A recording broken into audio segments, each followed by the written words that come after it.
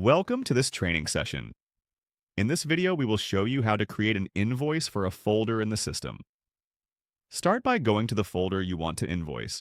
We can search for this folder using the folder number or other criteria. Once inside the folder, go to the Accounts tab to start creating the invoice. This tab has all the financial details for the folder. Click the Create Invoice button to make a draft invoice based on the folder's current data. Update the invoice date if needed. If the payment method and terms are already set in the customer master, these will fill in automatically. If not, we can enter or adjust them before moving on.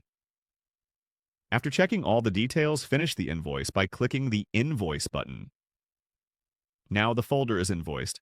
Please remember any changes after this will need re-invoicing. When the invoice is ready, we can print it by clicking the Print button on the same screen. Pick the invoice format from the Invoice Format dropdown. To see a preview, click the Preview button. If we want to send the invoice by email, use the Email button and click Send to deliver it to the client. We can also share the invoice using the Email button or through WhatsApp. The same invoice can be printed from the Folder Summary page. Select the Print Reports option in the Folder Summary page.